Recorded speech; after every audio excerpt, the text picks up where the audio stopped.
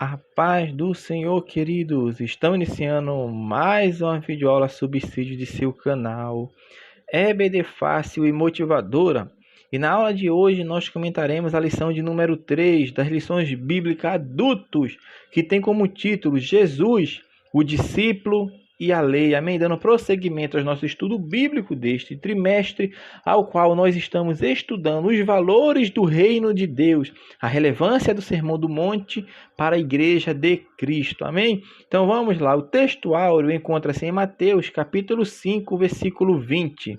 Porque vos digo que, se a vossa justiça não exceder a dos escribas e fariseus, de modo nenhum entrarei no reino dos céus. Verdade prática. Os seguidores de Jesus são chamados a viver a justiça do reino de Deus. Essa justiça baseada na nova aliança em Cristo nasce no interior do crente e reflete no exterior da sua vida ou da vida. A leitura bíblica em classe encontra-se em Mateus, capítulo 5, versículo 17 ao versículo 20. Amém? Então vamos lá, meu irmão, dar continuidade ao que nós estamos estudando neste trimestre, ao qual nós estamos estudando o Sermão da Montanha, e dentro dessas 3 lições, hoje estamos na 3ª lição, iremos abarcar praticamente todos os versículos do Sermão do Monte. Na lição de hoje nós vamos falar sobre Jesus, o discípulo e a lei. Então, meus amados irmãos, já de introdução, nós podemos dizer que Mateus, dessa leitura bíblica que nós lemos, Mateus capítulo 5, do versículo 17 ao 20, é uma introdução para tudo que Jesus agora irá tratar, porque Jesus agora está fazendo uma introdução para depois ele falar do corpo principal, que vai ser do Mateus de capítulo 5, do versículo 21 em diante, porque vai ter a parte final, lá também no capítulo 7, que vai ser a conclusão. Então, entre a introdução e a conclusão, é claro que vai estar o corpo do Sermão do Monte. Então, com base nessa passagem que nós iremos tratar no dia de hoje, sobre Jesus, o discípulo e a lei, o mestre divino ele estava procurando circunscrever o que realmente deve definir a vida real do cristão. Então, o método que foi adotado por Cristo para ensinar os seus discípulos, meu irmão, vai começar com princípios básicos. Somente depois ele irá se preocupar com os pormenores, como ele vai começar a tratar. Então, como parte introdutória, a começar pelos versículos 17 e 18 de Mateus capítulo 5, Jesus, meu irmão, fala que tudo quanto passaria a expor os seus discípulos estava em plena consonância com o Antigo Testamento, ou seja, o que ele falaria seria conforme estava escrito nas Escrituras. Na outra parte, que é os versículos 19 e 20, Jesus deixa claro que sua exposição e explicação não estariam afinadas conforme julgam ou interpretam os escribas e fariseus. Então nós devemos entender e compreender isto, meu irmão. Então, nós devemos sim mergulhar no estudo desta lição para entendermos como Jesus fala, porque ele não veio revogar a lei e os profetas, não, mas ele veio a cumprir. Mas esse cumprir não é com o sentido de acabar, de finalizar. Não, é isso que nós vamos ver nesta lição. Por isso, o primeiro tópico da lição, o autor vai falar que Jesus cumpriu toda a lei. Jesus cumpriu toda a lei. E até porque Jesus nasceu sobre a lei.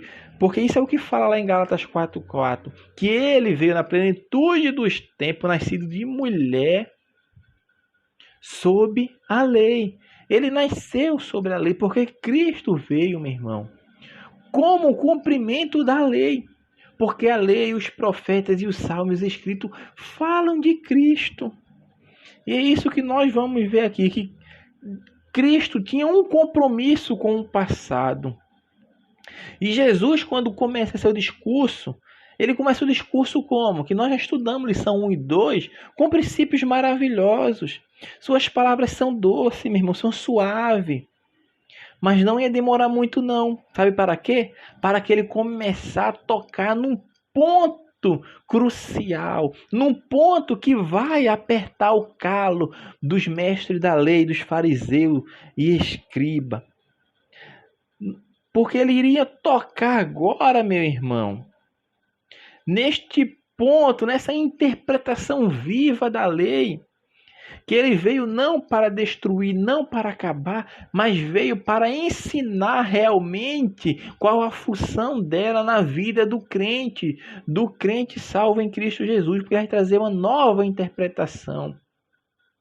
Ele não veio mudar, meu irmão, o que está escrito na lei, não, veio para cumprir e dar interpretação viva. Por quê? Porque ele vinha agora opor-se a esse legalismo frio dos escribas e fariseus. E Jesus, quando está criticando os fariseus, meu irmão, os escribas, não é uma crítica sem base, não, porque ele tinha base para isso. Ele procurou desmascará-lo, porque visavam atrair e prender as pessoas em torno de si mesmo. Era isso a intenção que os fariseus tinham, juntamente com os escribas.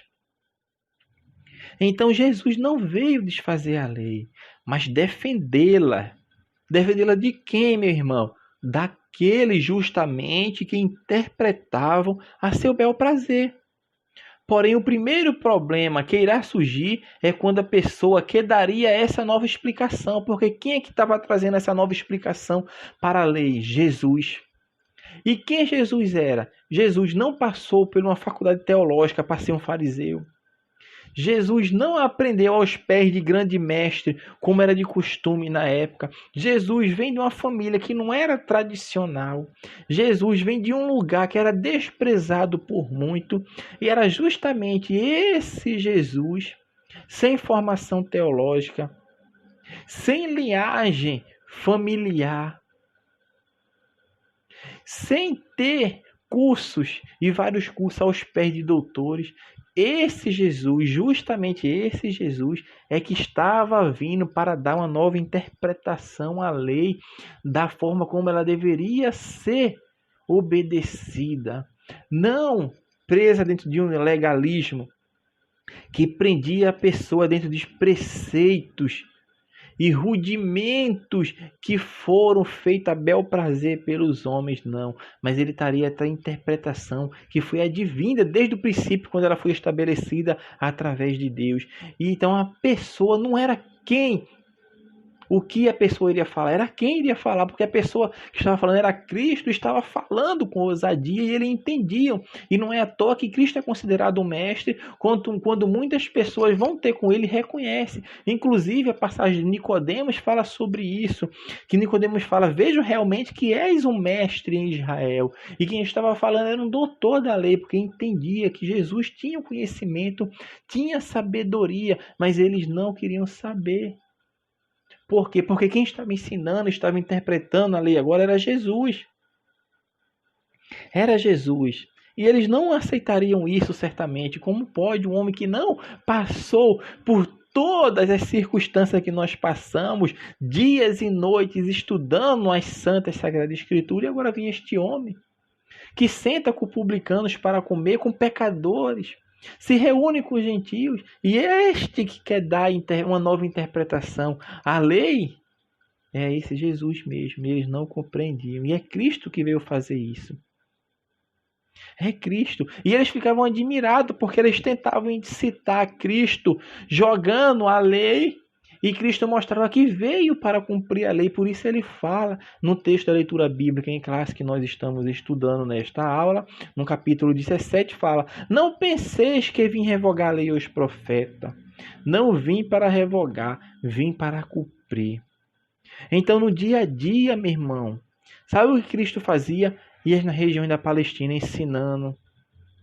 E isso ficou claro, que em momento algum ele se opôs à lei e aos profetas, que é uma referência ao Pentateuco e ao restante do Antigo Testamento. Então, quando nós falamos a lei e os profetas, estamos falando do Antigo Testamento, até porque na época de Cristo, os textos A Bíblia, vamos falar, a Bíblia que Cristo tinha era o Antigo Testamento, meu irmão. Era o Antigo Testamento, eram as escrituras que Cristo tinha para falar sobre si.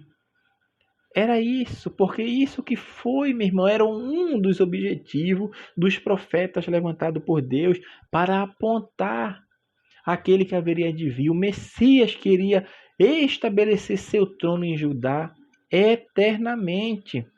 Então, quando Jesus disse que não veio para revogar a lei e os profetas, mas sim para cumprir, ele estava deixando claro a todos que ele não se propunha a ser um pregador mestre de novidade. Ele não veio trazer uma novidade. Ele não veio fazer uma revolução, como muitas pessoas acham. Não, ele não veio. Em nenhum momento ele confronta os ensinos do Antigo Testamento ou dos antigos, do que está ensinado no Antigo Testamento, não. O que Cristo queria de fato era reorganizar tudo aquilo que seus opositores haviam desorganizado. Vocês criaram uma desorganização na interpretação da lei. E com isso vocês escravizaram o povo com seus sistemas religiosos pesados, que nem vocês conseguem carregar, mas querem impor às pessoas com essas leis e normas que não tinha respaldo qualquer divino. Não tinha. Então, meus amados irmãos, nós devemos ter o cuidado quando vamos introduzir um novo assunto ou tema em relação às Escrituras, buscando sempre sabedoria e graça de Deus, como Cristo fez, que ele estava introduzindo um novo assunto, ou seja, era uma nova interpretação, por quê? Mas era a interpretação correta. A gente fala que era uma nova interpretação, porque a interpretação que estava sendo dada era a interpretação errada, não condizente com os planos de Deus. Então nós devemos ter cuidado para que as pessoas jamais levantem qualquer suspeita de que há intenções contrárias. Devemos ter cuidado, e isso nós percebemos na Bíblia Sagrada, meu irmão, que quando surge alguma coisa que parece ser nova, mas devemos apontar para o que foi mostrado. Isso aconteceu com Pedro. No dia de Pentecostes, o que aconteceu? As pessoas ficaram admiradas, o que está acontecendo em Jerusalém. E Pedro, quando toma a palavra, Pedro fala: por que vocês, meu irmão, vocês se admiram? Isso é o que foi profetizado pelo profeta Joel, que nos últimos dias, derramarei do meu espírito sobre toda a carne. E Pedro começa agora a ensinar, porque era uma novidade, mas que estava profetizada no Antigo Testamento. E Pedro faz essa ponte para mostrar, sim, que o que foi profetizado está acontecendo seu cumprimento hoje. E a mesma coisa é o que Paulo faz quando entra contra o tema da justificação pela fé. E as pessoas não imaginariam que seria desta forma. E Paulo combate os fariseus, os judeus, que estavam se convertendo a Cristo, mas estavam se agarrando à lei, como se a lei fosse preceito a ser seguido para obter a salvação. E Paulo vem e fala: não, a salvação, a justificação é unicamente pela fé. É mediante a fé. A salvação e a justificação é pela fé, pela graça de Deus, um favor merecido que nós não merecemos, mas pela fé que temos nele alcançamos graça diante de Deus. Meu irmão, então Jesus não destruiu a lei, não fez qualquer objeção contra ela, nem jamais a menosprezou, mas cumpriu todo o Antigo Testamento, sujeitando-se cabalmente e cumprindo por meio, meu irmão, das profecias, tipos e símbolos, quando se apresentou como Cordeiro substituto que pagou nossos pecados na cruz. E foi isso que Cristo fez. E o autor vai prosseguindo falando que Jesus não destruiu a lei. Certamente não destruiu. E há duas linhas de interpretação errôneas que falam sobre a lei. A primeira que fala que quando Cristo veio, ele veio tão somente dar continuidade à lei, ou seja, ele seria um grande mestre judeu. E na essência, essa linha de interpretação diz que os evangelhos seriam uma exposição da velha lei. O criador do cristianismo, esses adeptos dessa teoria, dessa indagação, diz que é Paulo. E porque foi em Paulo que originou certas doutrinas, as palavras dele, porque na verdade o evangelho não tratou sobre justificação, santificação, dentre outros assuntos. Isso foi obra de Paulo. Então essa é uma linha de pensamento que mostra, que vem querer a nos ensinar, nos mostrar que os evangelhos é uma continuação da lei.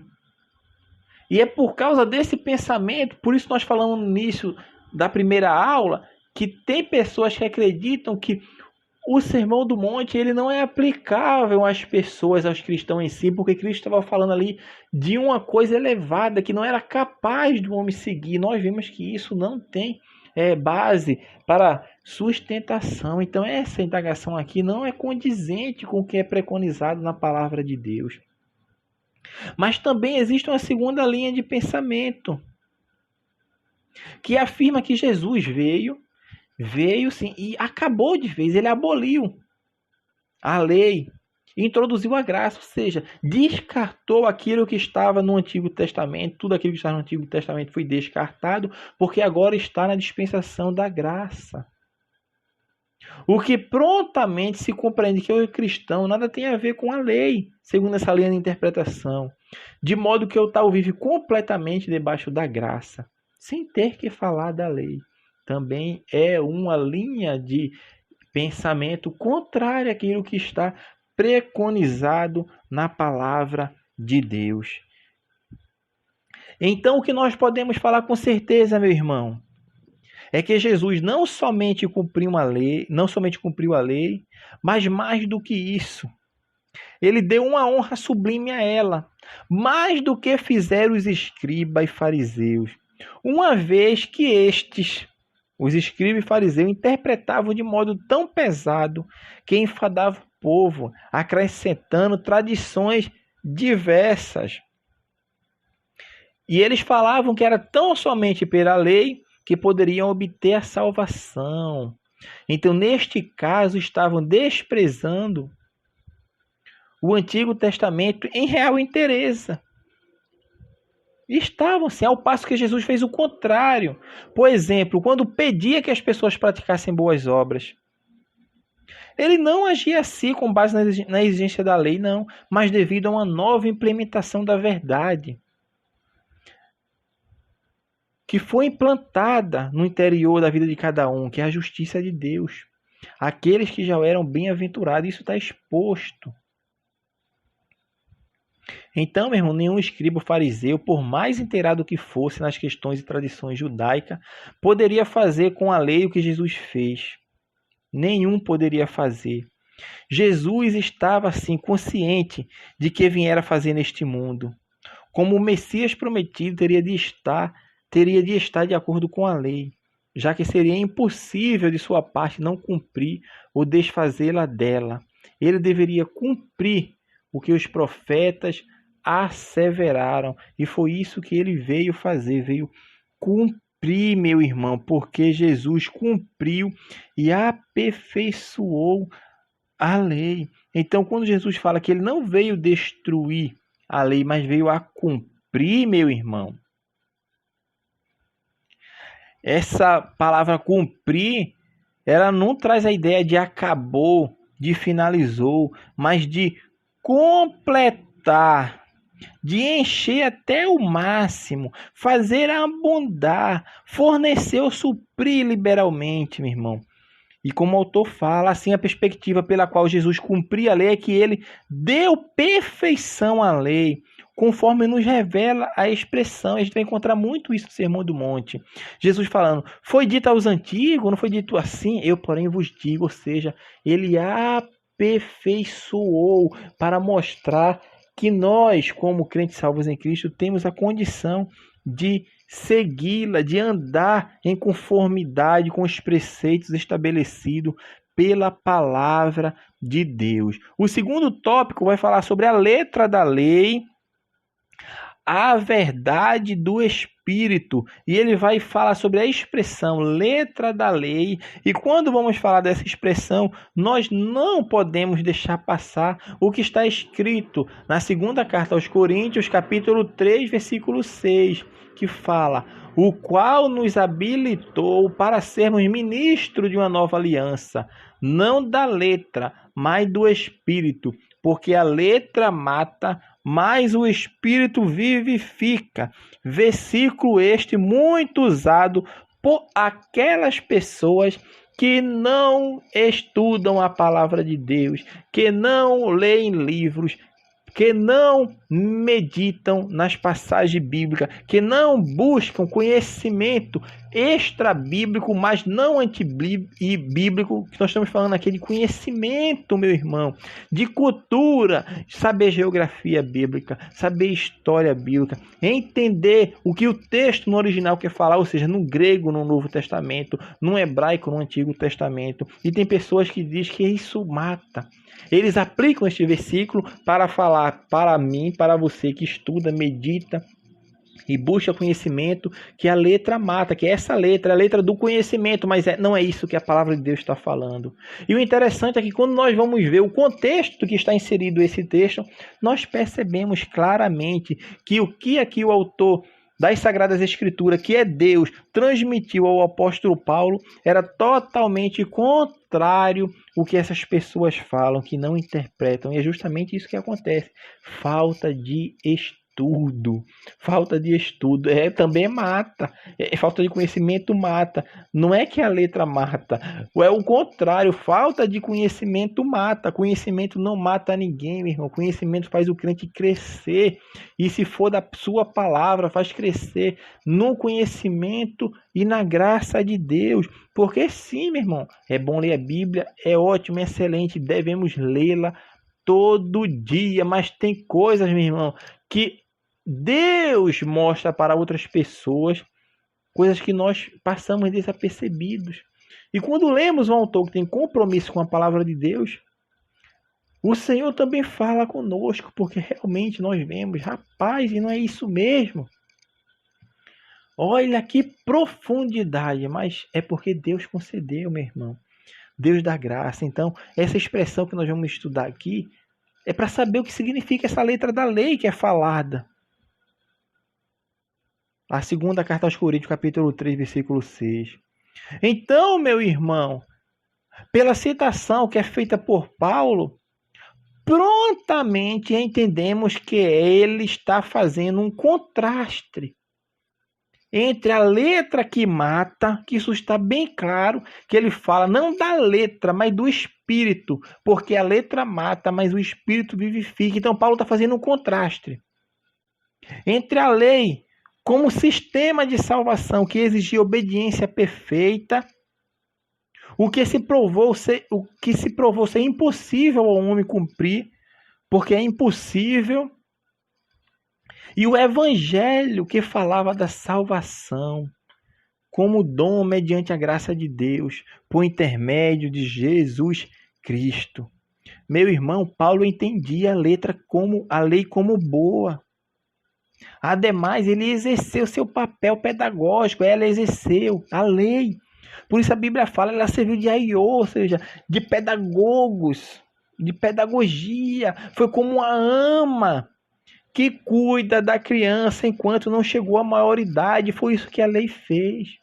Ela guiou o povo até o povo chegar à sua maioridade, até ter direito de entender e compreender. Por isso, na plenitude do tempo se manifestou Jesus, nascido de mulher debaixo da lei. Agora chegou, meu irmão, a época de não mais estarmos apegados debaixo de uma ama, debaixo de um pedagogo, para nos guiar, para nos mostrar, porque se manifestou agora o que é perfeito. Então Paulo está fazendo esse contraste entre a lei, que é os ensinamentos, os preceitos do Antigo Testamento, mostrando que esses preceitos exigia uma obediência, e essa obediência tem que ser perfeita. Por isso Tiago fala, porque se você tropeçar em apenas um dos mandamentos da lei, você deixou de cumprir toda a lei. E ninguém foi capaz de cumprir toda a lei, exceto um, Cristo, que cumpriu toda a lei. Então Paulo entendia, meu irmão, que a lei era boa, como eu estava falando anteriormente. Mas nas palavras do apóstolo Paulo, porém, a letra que mata não era propriamente a lei que foi dada por Deus. Não é Observe que coisa interessante.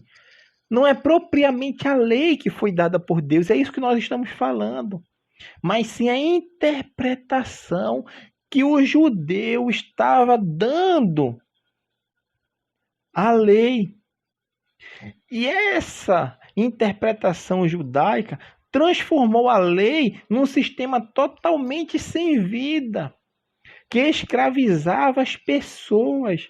Por isso, o próprio Antigo Testamento já trazia lampejos da antecipação da graça, que Deus iria tirar coração de pedra e iria estabelecer um coração de carne, porque neste coração de carne ele colocaria as suas escrituras gravadas dentro do nosso coração, como acontece na época que nós estamos vivendo, na dispensação da graça. Agora não seria mais exteriormente uma lei escrita em pedras, em tábuas de pedras, mas ela estaria agora gravada dentro de cada ser humano, meu irmão.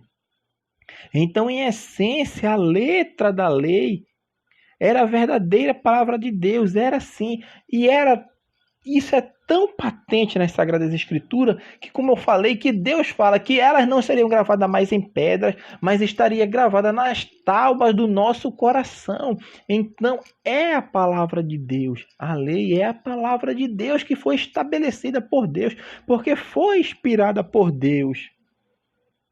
Isso é muito claro, porque nós estudamos no trimestre passado sobre a supremacia das Sagradas Escrituras. Então Jesus obedeceu e deu grande valor. Todavia, a letra que matava era esse sistema que foi criado pelos próprios escribas e fariseus como normas pesadas, requintadas de tantas exigências, usadas de modo impróprio, que levaria o homem à morte. Então, a letra da lei, como um código escrito exteriormente, como foi dado a Moisés da parte divina, expressava a vontade soberana do Senhor, como também suas proibições. Contudo, meu irmão, é preciso entender que quem procurasse viver totalmente em obediência ao Senhor teria vitória. Devido ao poder, observe, devido ao poder da natureza pecaminosa, para muitos era impossível cumprir toda a lei. Eu não digo nem para muitos, para todos, exceto Cristo. E além disso, o pecado era cada vez mais incitado, levando as pessoas à morte. Levando as pessoas à morte. Mas a lei do Senhor ela é perfeita. A lei do Senhor ela restaura a alma, conforme está escrito no Salmo 19, versículo 7. Meu irmão, não havia problema na lei. Porém, desde o momento em que Deus firmou um pacto com Israel, apesar de sua bondade, todo o cuidado dispensado, o povo jamais agiu como o Senhor queria. Pelo contrário, não cumpriu com as responsabilidades do pacto assumido. E foi isso que o povo fez, não assumiu as suas responsabilidades. Por outro lado, meu irmão, nós precisamos ver que na nova aliança, Deus iria colocar essa lei, como eu falei, dentro do coração de cada um deles, de modo que eles teriam Deus como Senhor e tornariam seu povo. Está em Jeremias, capítulo 31, versículo 33. E o mesmo pensamento está também em Ezequiel, no capítulo 33, versículo 26 e 27. Então, para concluir essa parte que nós estamos falando sobre a expressão da letra da lei, o que ela significa, quando Paulo diz que a letra mata, ele não está dizendo que aquilo que o Senhor deu a Moisés era imperfeito, não. que era imperfeita e sem valor, e sim que o uso inadequado dela como sistema de regras pesada, exigindo cumprimento pleno pelo homem para se ter a salvação, era impossível e gerava morte.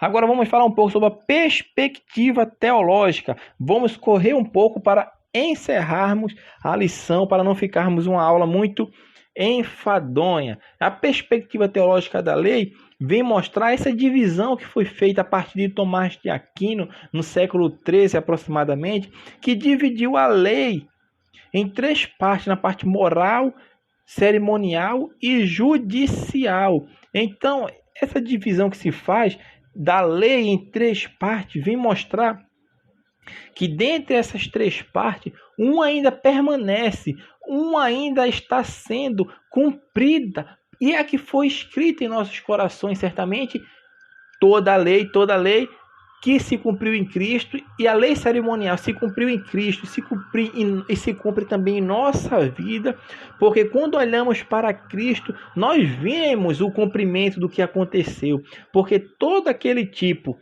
exclusivamente e também, no caso assim, vamos falar também, porque não exclusivamente, mas também, que era muito a tipologia do tabernáculo, vemos se cumprir em Cristo, porque Cristo é o sacrifício perfeito. Cristo é o tabernáculo perfeito. Cristo é o sumo sacerdote perfeito. Então, tudo aponta para Cristo. Então, dentro dessa lei cerimonial, que estava relacionada às cerimônias ali realizadas nos holocaustos, nos sacrifícios, vemos o seu fiel cumprimento em Cristo. Cristo a cumpriu plenamente. Quanto à questão judicial, está relacionada às leis cíveis, e as leis cíveis diz respeito a uma nação, ou seja, é a constituição da nação teocrática. Porém, a nação teocrática que foi estabelecida por Deus, ela não existe. Por quê? Porque ela foi desfeita. Agora Israel não é uma nação mais teocrática, ela não vive mais sob esse estabelecimento que foi feito por Deus para o povo de Israel quando tirou ele do Egito e fez o povo ser uma nação. Porque o que precisa para o povo ser uma nação? Precisa de um povo com a cultura definida e de terra, de uma terra que diga que é sua, como Deus fez com Israel. Quando Deus estabelece Israel na terra prometida, é sim estabelecidos estatutos, porque Deus concedeu esses estatutos que os filhos de Israel devem seguir. Porém, já foi cumprida, já foi estabelecido. Com relação à moral, meu irmão, com relação a essa parte moral da lei, essa divisão, meu irmão, que nós fazemos aqui é uma divisão didática para os irmãos entender como foi feita por Tomás de Aquino, mas ela de início não existe essa divisão. Quando vamos ler a Sagrada Escritura, não é especificado que acontece uma divisão. Aqui está falando de uma parte moral, aqui está falando de uma parte cerimonial, aqui está falando de uma parte civil ou judicial. Não, não tem isso. Foi uma divisão didática para que compreendamos melhor e que venhamos a entender o que está nas Sagradas Escrituras. Então, a lei judicial envolve esse relacionamento entre os judeus e pode ser vista nos capítulos 21 a 23 de Êxodo. Se tiver curiosidade, podem ler lá. Então, consta nessa passagem, meu irmão, informações como cada pessoa devia se comportar com a outra e o que deveria fazer ou não.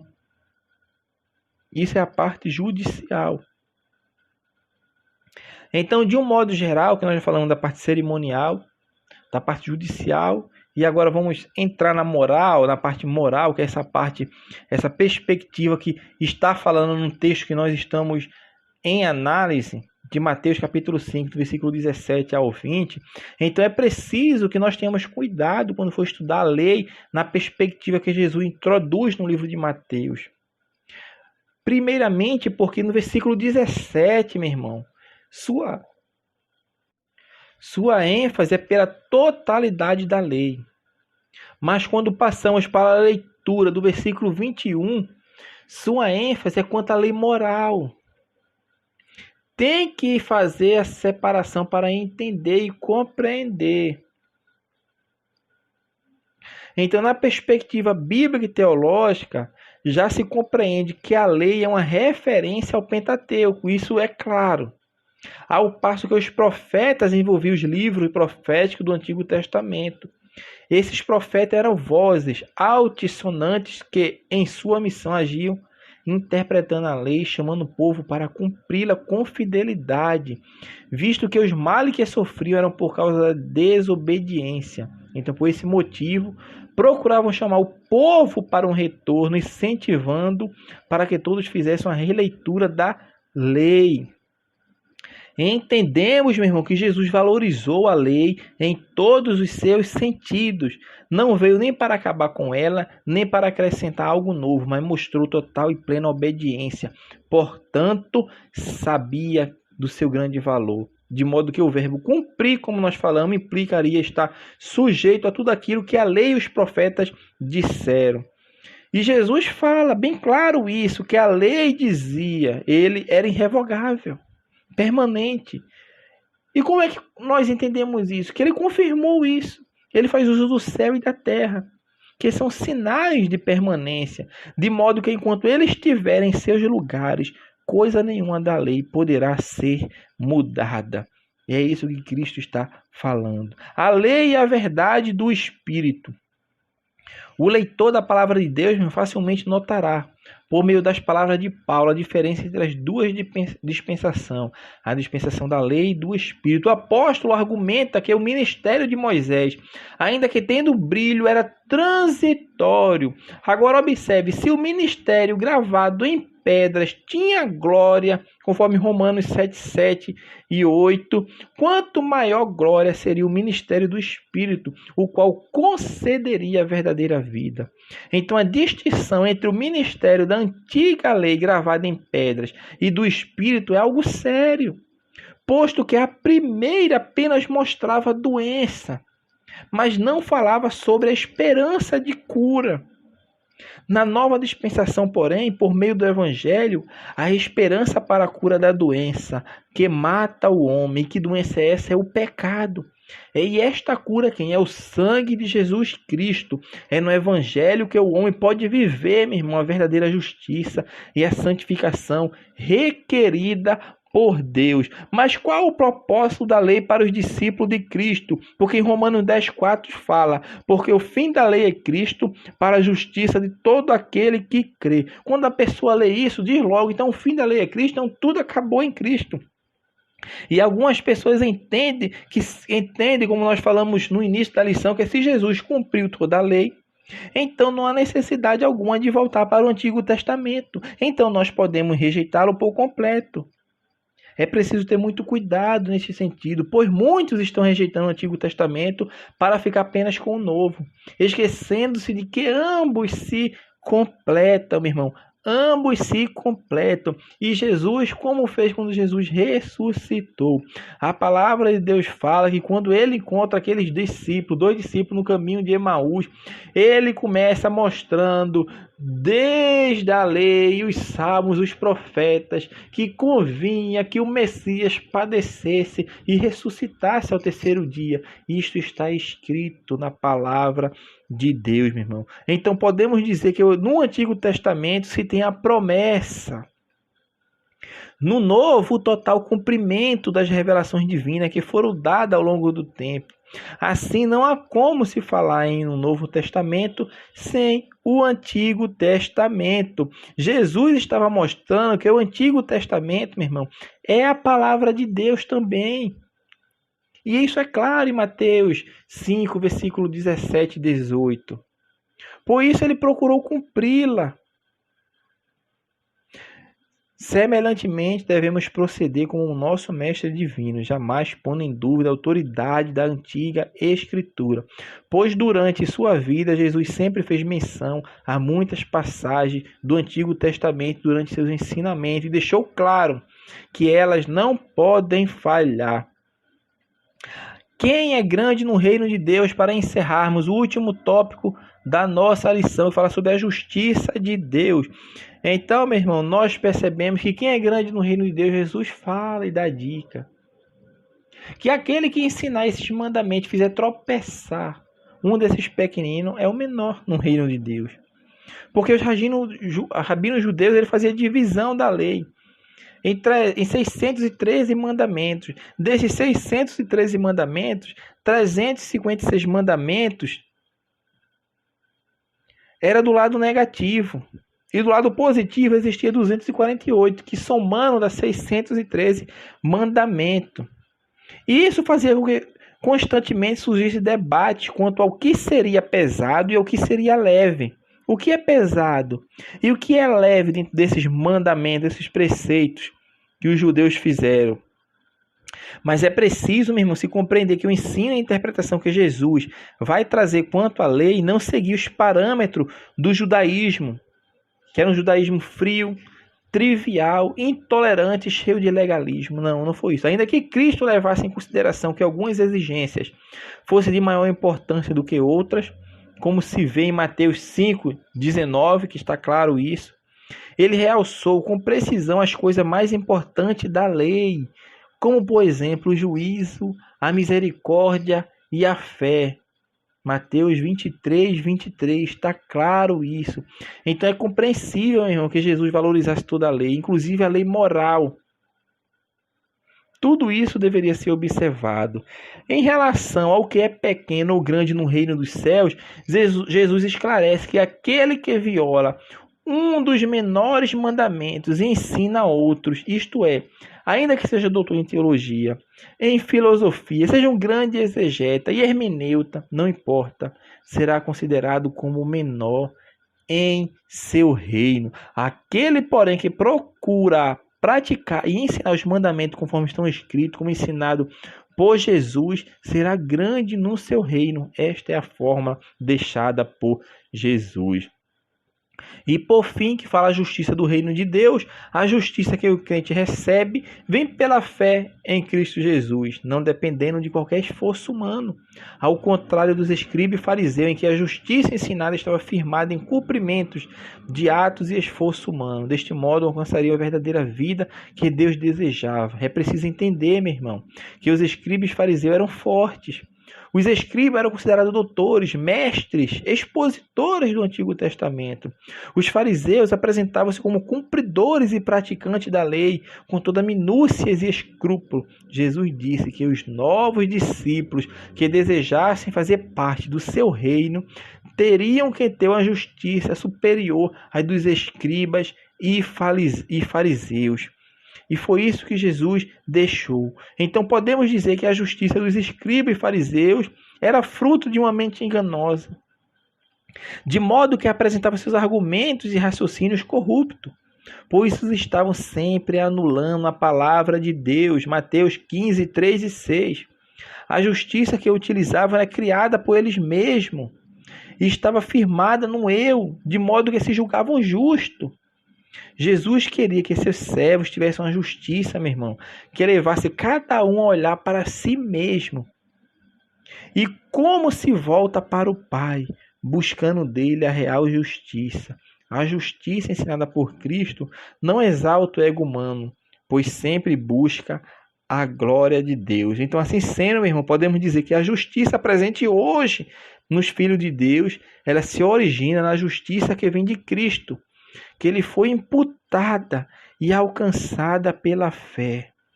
Ela habita o cristão a viver retamente. Ela habilita o cristão a viver retamente para que possa entrar no reino proclamado por Jesus. Então, meus amados irmãos, espero que vocês tenham gostado do nosso subsídio, que falamos sobre Jesus, o discípulo e a lei.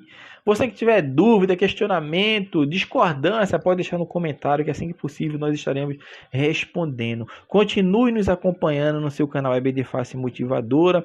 E hoje nós estamos encerrando a lição de número 3 da Lições Bíblicas Adultos, que fala Jesus, o discípulo e a lei. E até a próxima aula, se assim o Senhor permitir.